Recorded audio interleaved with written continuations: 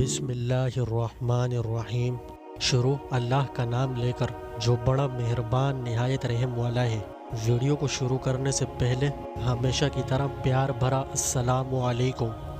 یہ وہ وقت تھا جب ہر طرف کفر و شرک، زیناکاری، بدکاری، بت پرستی جیسا کہ ستاروں، سیاروں، پہاڑوں، دریاؤں، درختوں، حیوانوں، سانپوں، پتھروں، عورتوں اور شرمگاہوں تک کی پوجا کی جاتی تھی۔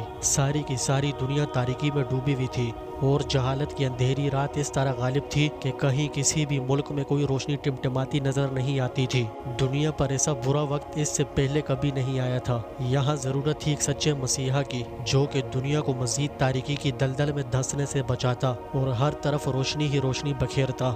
تو ایسے میں رب ذوالجلال نے کامل و ہادی اور فخر دو عالم صلی اللہ علیہ وسلم کی پیدائش کے لیے ملک عرب کی سرزمین کا انتخاب فرمایا اور جہالت کی تاریکی میں ڈوبی رات کو ختم کرنے کے لیے مکہ مکرمہ سے آفتاب رسالت طلوع ہوا۔ طلوع ہوتے ہی تمام دنیا کو اپنی نورانی شعاؤں سے منور کر دیا۔ اس وقت کے کاہنوں اور نجومیوں نے بھی یہ کہنا شروع کیا کہ ملک عرب میں ایک بہت ہی عظیم الشان نبی پیدا ہونے والا ہے اور بہت جلد اس کی حکومت پوری دنیا پر ظاہر ہوگی۔ ملک عرب میں چونکہ یہود و نصارہ بھی آباد تھے، علماء یہود اور علماء نصارہ نے بھی توریت و انجیل کی بشارتیں بیان کرنی اور لوگوں کو سنانی شروع کی کہ نبی آخر الزمان ملک عرب میں بہت جلد ظاہر ہوں گے۔ انہی دنوں ملک یمن پر شاہ حبش نے قبضہ کر لیا تھا اور حضرت عبد المطلب کے زمانے میں بھی یمن کا علاقہ شاہ حبش کے قبضے میں تھا۔ اس زمانے میں شاہ حبش کی جانب سے ابرہہ یمن کا صوبیدار تھا۔ اس نے یمن میں ایک مندر تعمیر کیا اور اہل عرب کو ترغیب دی کہ بجائے کعبہ شریف کے یمن کے اس مندر کا رخ کیا کریں، لیکن اسے اپنی اس تحریک میں کامیابی نہ مل سکی، بلکہ ایک عرب نے موقع پا کر وہاں اس مندر میں اس کی تذلیل کے لیے پاخانہ کر دیا۔ تو ابرہہ جوش انتقام میں مکہ مکرمہ پر چڑھائی کی نیت سے روانہ ہوا کہ آج خانہ کعبہ کو گرا دوں گا۔ چنانچہ وہ فوج لے کر نکلا اور اس کی فوج میں خوبصورت جسامت کے صحت مند ہاتھی بھی تھے، اس لیے اہل مکہ نے اس فوج کا نام اصحاب الفیل رکھا اور اس سال کا نام عام الفیل رکھا۔ مکہ معظمہ کے قریب پہنچ کر ابرہہ نے جب قیام کیا تو قریش مکہ اس فوج کے آنے کی خبر سن کر بہت خوفزدہ ہو گئے، کیونکہ ان میں اس فوج کا مقابلہ کرنے کی طاقت نہیں تھی۔ اس لیے سب مل کر قریش کے سردار یعنی حضرت عبد المطلب کی خدمت میں حاضر ہو کر کہنے لگے کہ آپ ابرہہ کے پاس جائیں اور بہتری کی کوئی صورت تلاش کریں۔ چنانچہ حضرت عبد المطلب ابرہہ کے پاس گئے تو ابرہہ نے جب ان کی شریف و وجیحہ صورت دیکھی اور ان کی سرداری کا حال سنا تو بہت متاثر ہوا اور آپ کو عزت سے بٹھایا اور آنے کا مقصد دریافت کیا۔ حضرت عبد المطلب نے کہا، آپ کے لشکر نے میرے کچھ اونٹ پکڑ لیے ہیں، وہ مجھے دلوا دیں۔ اس پر ابرہہ نے کہا، میں تو تمہیں مند اور دانا سمجھتا تھا، لیکن میرا یہ خیال کرنا غلط معلوم ہوا۔ تمہیں یہ بات معلوم ہے کہ میں خانہ کعبہ کو گرانے آیا ہوں اور تم اپنے اونٹ لینے کی کوشش میں لگے ہوئے ہو اور خانہ کعبہ کو بچانے کی کوئی تدبیر نہیں کر رہے۔ اس پر حضرت عبد المطلب نے فوراً حاضر دماغی سے جواب دیا کہ میں تو صرف اونٹوں کا مالک ہوں، مگر اس گھر کا بھی ایک مالک ہے اور وہ اپنے گھر کی خود حفاظت فرمائے گا۔ اس جواب کو سن کر ابرہہ بہت برہم ہوا اور کہنے لگا، اچھا میں بھی دیکھتا ہوں کہ رب البیت مجھے کس طرح روکتا ہے اور کیسے اپنے گھر کی حفاظت کرتا ہے۔ یہ کہہ کر وہ اپنی فوج کو لے کر مکہ میں داخل ہونے کے لیے چل پڑا۔ جب مزدلفہ اور منا کے درمیان وادی میں پہنچا تو ہاتھی بیٹھ گئے اور کعبہ کی طرف بڑھنے کے لیے کسی طرح نہ اٹھے۔ اس کا رخ مشرق، شمال یا جنوب کی طرف کیا جاتا تو وہ اٹھ کر بھاگنے لگتے، لیکن کعبہ کی طرف کیا جاتا تو وہ بیٹھ جاتے۔ اسی دوران اللہ تعالیٰ نے چڑیوں کا ایک جھنڈ بھیجا جس نے لشکر پر ٹھیکری جیسے پتھر گرائے اور اللہ تعالیٰ نے اسی سے انہیں کھائے ہوئے بھوس کی طرح بنا دیا۔ یہ چڑیاں بابیل اور قمری جیسی تھیں۔ ہر چڑیا کے پاس 3 کنکریاں تھیں، ایک چونچ میں اور 2 پنجوں میں۔ دوستوں، ابرہہ اور اس کے لشکر کا حضرت عبد المطلب کے اس جواب کے بعد یوں تباہ و برباد ہونا ملک عرب کے لیے ایک نہایت عظیم الشان واقعہ تھا جس نے سب کے دلوں میں ہیبت الہی قائم کر دی تھی۔ اس واقعے کے بعد ملک یمن کی حکومت شاہ حبش کے قبضے سے نکل گئی۔ قبضے سے نکلتے ہی فوراً سیف بن ذی یزن ملک یمن پر قابض ہو گیا۔ حضرت عبد المطلب چند ساتھیوں کو ہمراہ لے کر سیف کو یمن کی حکومت حاصل ہونے پر مبارکباد دینے کے لیے گئے۔ سیف بن ذی یزن نے اپنے علم و واقفیت کی بنا پر حضرت عبد المطلب کو خوشخبری سنائی کہ نبی آخر الزمان جس کا تمام ملک اور ہر قوم کو انتظار ہے وہ تمہاری اولاد میں سے ہوگا۔ سیف کی یہ بات ہر جگہ پھیل گئی۔ وہاں موجود تمام شریک و وفد کو اس بات کا شبہ ہوا کہ وہ نبی ہماری اولاد میں سے ہوگا۔ بس پھر لوگ اہل کتاب کے علماء کے پاس جا کر نبی آخر الزماں کے حالات اور علامات دریافت کرنے لگے۔ امیہ بن نبی کو یہ خیال ہوا کہ شاید وہ نبی میں ہوں گا، چنانچہ وہ ابو سفیان بن حرب کے ساتھ مل کر ملک شام کی طرف گیا اور کسی رہبان کی خدمت میں حاضر ہو کر اپنی نسبت دریافت کیا، مگر وہاں سے اسے مایوس کن جواب ملا۔ اس وقت عام طور پر دنیا میں کسی بڑے نبی یا رسول کی پیدائش کے وقت آسمان پر بڑی کثرت سے اور غیر معمولی طور پر ستارے ٹوٹتے ہوئے دیکھے جاتے تھے۔ چنانچہ اسی کثرت سے غیر معمولی طور پر نبی کریم صلی اللہ علیہ وسلم کی پیدائش کا زمانہ ہے، اور بالآخر 12 ربیع الاول 20 اپریل سن 571 عیسوی عام الفیل کے 50 یا 55ویں دن کے بعد بروز پیر صبح صادق کے وقت پیدا ہوئے۔ حضرت ابن سعد رضی اللہ تعالیٰ عنہ سے روایت ہے کہ جب رسول اللہ صلی اللہ علیہ وسلم پیدا ہوئے تو آپ صلی اللہ علیہ وسلم کے ساتھ کچھ بھی علائش نہ نکلی جیسی اور بچوں کے ساتھ پیدائش کے وقت نکلتی ہے، اور آپ صلی اللہ علیہ وسلم کے معجزات میں سے ایک معجزہ ہے کہ آپ صلی اللہ علیہ وسلم کا ختنہ ماں کے پیٹ میں ہی ہوا تھا، یعنی کہ آپ صلی اللہ علیہ وسلم پیدائشی مختون پیدا ہوئے۔ سبحان اللہ۔ مورخین لکھتے ہیں کہ جب آپ صلی اللہ علیہ وسلم پیدا ہوئے ٹھیک اسی وقت کسرائے نوشیروان کے محل میں سخت زلزلہ آیا اور اس کے 14 کنگڑے گر گئے۔ استخر کا مشہور آتش کدہ فوراً بجھ گیا۔ آپ صلی اللہ علیہ وسلم کی پیدائش کے 7ویں دن آپ کے دادا حضرت عبد المطلب نے قربانی کی اور تمام قریش کو دعوت دی۔ ولادت کے بعد 7 دن تک حضرت صوبیہ رضی اللہ تعالیٰ عنہ نے، جو کہ ابو لہب بن عبد المطلب کی آزاد کردہ لونڈی تھی، رسول اللہ صلی اللہ علیہ وسلم کو دودھ پلایا۔ 8ویں روز عرب کے دستور کے مطابق آپ صلی اللہ علیہ وسلم قوم حوازن کے قبیلے بنی سعد کی ایک خاتون حضرت حلیمہ رضی اللہ تعالیٰ عنہ کے سپرد کیے گئے کہ وہ بطور دائیہ آپ صلی اللہ علیہ وسلم کو دودھ پلائیں اور اپنے پاس رکھ کر پرورش کریں۔ عرب کے لوگ اس لیے اپنے بچوں کو ان بدوی عورتوں کے سپرد کرتے تھے کہ جنگل کی کھلی اور آزاد آب و ہوا میں رہ کر بچے تندرست اور مضبوط ہو جائیں، نیز ان کی زبان زیادہ فصیح اور عمدہ ہو جائے، کیونکہ بدویوں کی زبان شہریوں کی زبان کے مقابلے زیادہ صاف، خالص اور فصیح ہوتی تھی۔ حضرت حلیمہ سعدیہ رضی اللہ تعالیٰ عنہ سال میں 2 مرتبہ یعنی کہ ہر 6 مہینے کے بعد لا کر آپ صلی اللہ علیہ وسلم کی والدہ بی بی آمنہ رضی اللہ تعالیٰ عنہ اور دادا حضرت عبد المطلب کو دکھا جاتی تھی۔ پھر آپ صلی اللہ علیہ وسلم کو آپ کی والدہ آمنہ نے اپنے پاس مکہ ہی میں رکھ لیا۔ جب 2 برس کے بعد آپ صلی اللہ علیہ وسلم کی عمر مبارک 6 سال کی ہوئی تو آپ کی والدہ آپ کو ہمراہ لے کر اپنے رشتہ داروں سے ملنے مدینہ منورہ تشریف لے گئی۔ جب 1 مہینے کے بعد وہاں سے واپسی ہوئی تو راستے میں مقام ابوا میں پہنچ کر حالت مسافری میں حضرت بی بی آمنہ رضی اللہ تعالیٰ عنہ کا انتقال ہو گیا، اور پھر آپ صلی اللہ علیہ وسلم کی پرورش آپ کے دادا حضرت عبد المطلب نے کی۔ 2 برس تک اپنے دادا حضرت عبد المطلب کی سرپرستی و نگرانی میں پرورش پا کر آپ صلی اللہ علیہ وسلم کی عمر 8 سال کو ہوئی تھی کہ دادا کا بھی انتقال ہو گیا۔ حضرت عبد المطلب نے مرنے سے پہلے آپ صلی اللہ علیہ وسلم کے متعلق یہ انتظام کر دیا تھا کہ آپ صلی اللہ علیہ وسلم کو اپنے بیٹے حضرت ابو طالب کی کفالت میں دے کر خاص طور پر وصیت کی تھی کہ اپنے بھتیجے کی خبر گیری میں کوئی کوتاہی نہیں کرنا۔ آپ صلی اللہ علیہ وسلم کے اور بھی چچا تھے، لیکن حضرت عبد المطلب جو کہ بہت ہی زیادہ سمجھدار اور عقل مند انسان تھے، آپ صلی اللہ علیہ وسلم کو ابو طالب کے سپرد اس لیے کیا تھا کہ ابو طالب اور عبداللہ ایک ہی ماں سے پیدا ہوئے تھے، لہٰذا ابو طالب کو اپنے حقیقی بھائی عبداللہ کے بیٹے سے زیادہ محبت ہو سکتی تھی، اور حضرت عبد المطلب کا یہ خیال بالکل درست ثابت ہوا، کیونکہ حضرت ابو طالب نے بڑی خوبی و جوان مردی سے پورا کیا۔ حضرت ابو طالب نبی اکرم صلی اللہ علیہ وسلم کو اپنے بچوں سے بڑھ کر عزیز رکھتے تھے، اور کبھی بھی آپ صلی اللہ علیہ وسلم کو اپنی آنکھوں سے اوجھل نہ ہونے دیتے، حتیٰ کہ رات کے وقت بھی اپنے پاس ہی سلاتے تھے۔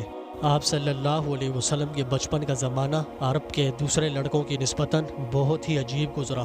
آپ صلی اللہ علیہ وسلم کو لڑکوں میں کھیلنے اور آوارہ پھرنے کا کوئی شوق نہ تھا، بلکہ آپ صلی اللہ علیہ وسلم ان کی صحبت سے بیزار اور دور دور ہی رہتے تھے، خلوت کو زیادہ پسند فرماتے تھے۔ اللہ تعالیٰ نے آپ صلی اللہ علیہ وسلم کو ہر بری اور گندی عادات سے محفوظ رکھا تھا۔ ایک مرتبہ آپ صلی اللہ علیہ وسلم چند قریشی نوجوانوں کے ساتھ کسی مجلس میں جانے اور شریک ہونے کے لیے بہت مجبور کیے گئے، جہاں رقص بھی ہو رہا تھا۔ جو ہی آپ صلی اللہ علیہ وسلم مجلس میں داخل داخل ہوئے تو آپ صلی اللہ علیہ وسلم کو فوراً نیند آ گئی۔ تمام رات اسی طرح سوتے رہے، یہاں تک کہ رات ختم ہونے پر مجلس برخاست ہوئی اور لوگ منتشر ہو گئے۔ تب کہیں آپ کی آنکھ کھلی اور اس طرح آپ صلی اللہ علیہ وسلم مکروہات مجلس میں کوئی حصہ نہ لے سکے۔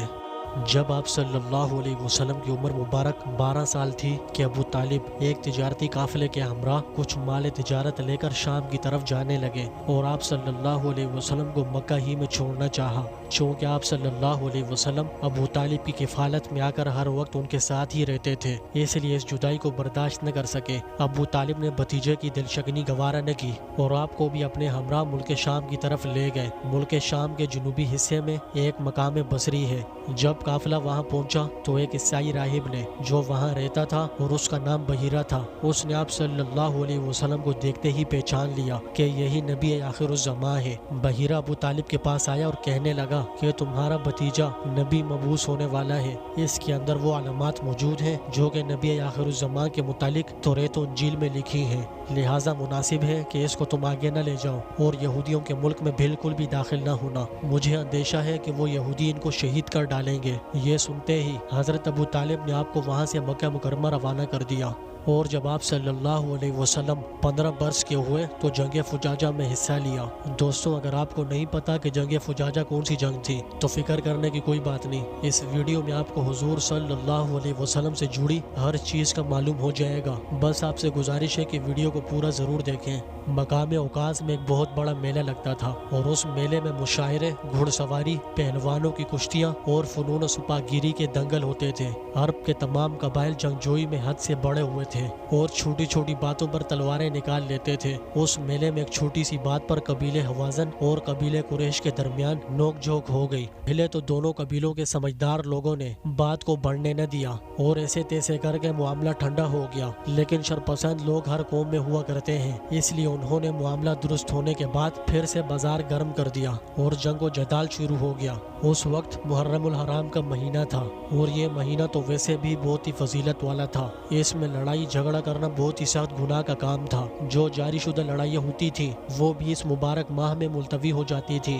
دراصل یہ لڑائی 4 بڑی لڑائیوں کا ایک سلسلہ تھی اور ہر پہلی لڑائی دوسری لڑائی سے زیادہ سخت ہوتی تھی، کیونکہ قبیلے حوازن کے ساتھ قیس اعلان کے تمام دوسرے قبائل اور قبیلے قریش کے ساتھ کنانہ کے تمام قبائل ایک کے بعد ایک شامل ہوتے چلے گئے اور پھر یہ لڑائی ترقی کر کے قبائل قیس اور قبائل کنانہ کی لڑائی بن گئی۔ آخری چوتھی لڑائی بہت زیادہ سخت تھی، جس میں بعض سرداروں نے خود اپنے پاؤں میں اس لیے بھیڑیاں ڈلوائی تھی کہ میدان جنگ سے کسی طرح بھی نہ بھاگ سکیں۔ اسی آخری چوتھی لڑائی میں پہلی مرتبہ نبی کریم صلی اللہ علیہ وسلم بھی شریک ہوئے۔ بنو کنانہ میں ہر قبیلے کا سردار جدا جدا تھا۔ بنو ہاشم کے سردار آپ صلی اللہ علیہ وسلم کے چچا زبیر بن عبد المطلب تھے۔ نبی کریم صلی اللہ علیہ وسلم کی عمر مبارک اس وقت صرف 15 برس ہی تھی، اس لیے معصوم ہونے کی وجہ سے آپ صلی اللہ علیہ وسلم کے سپرد یہ خدمت تھی کہ آپ اپنے چچوں کو تیر اٹھا اٹھا کر دیتے جاتے۔ آپ کو بذات خود اس لڑائی میں کسی سے مقابلے کا موقع نہیں ملا۔ اس لڑائی میں اول تو بنو حوازن غالب نظر آ رہے تھے، لیکن پھر بالآخر نبی کریم صلی اللہ علیہ وسلم کی برکت سے بنو کنانہ غالب آ گئے اور قبائل قیس مغلوب ہو گئے۔ جب نبی کریم صلی اللہ علیہ وسلم جوانی کی عمر کو پہنچے تو تجارت کو اپنا پیشہ بنایا۔ حضرت ابو طالب نے بھی آپ صلی اللہ علیہ وسلم کے لیے اسی شغل کو پسند کیا۔ آپ صلی اللہ علیہ وسلم تجارت کا مال لے کر تجارتی قافلوں کے ساتھ کئی مرتبہ گئے اور ہر مرتبہ منافع ہوا۔ ان سفروں میں لوگوں نے آپ صلی اللہ علیہ وسلم کی دیانتداری، امانتداری اور خوش اخلاقی کا بہت دفعہ مشاہدہ کیا۔ نیز شہر مکہ میں جن لوگوں کے ساتھ بھی آپ کا معاملہ ہوا ان سب نے ہی آپ کو صادق و امین پایا۔ قبیلے بنو اسد کی ایک معزز خاتون حضرت خدیجہ الکبریٰ رضی اللہ تعالیٰ عنہا قریش میں بہت ہی مالدار عورت سمجھی جاتی تھی۔ وہ بیوہ تھی اور اب تک 2 خاوندوں سے شادی کر چکی تھی۔ ان کے دوسرے شوہر نے بہت زیادہ مال و اسباب چھوڑا تھا۔ حضرت خدیجہ الکبریٰ رضی اللہ تعالیٰ عنہا بھی ایک تاجرہ تھی۔ وہ اپنے مزدوروں کے ہاتھ ملک عراق، ملک شام اور یمن کی طرف مال تجارت روانہ فرماتی تھی۔ جب انہوں نے نبی اکرم صلی اللہ علیہ وسلم کی امانتداری اور دیانتداری کا سنا تو اپنے بھتیجے قتیمہ کے ہاتھ پیغام بھجوایا کہ نبی کریم صلی اللہ علیہ وسلم میرا مال تجارت لے کر ملک شام کی طرف جائیں اور بطور کارندہ خدمات تجارت سر انجام دیں۔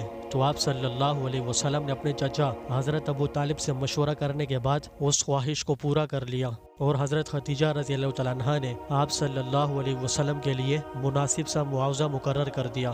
چنانچہ آپ صلی اللہ علیہ وسلم حضرت خدیجہ الکبریٰ رضی اللہ تعالیٰ عنہ کے مال تجارت کو لے کر ملک شام کی طرف روانہ ہوئے۔ اس سفر میں آپ صلی اللہ علیہ وسلم کے ساتھ حضرت خدیجہ رضی اللہ تعالیٰ عنہ کا غلام میسرہ اور حضرت خدیجہ رضی اللہ تعالیٰ عنہ کا ایک عزیز خزیمہ ابن حکیم بھی نبی کریم صلی اللہ علیہ وسلم کے ہمراہ تھے۔ یہ تجارتی قافلہ ملک شام میں داخل ہو کر ایک چرچ کے قریب ٹھہرا۔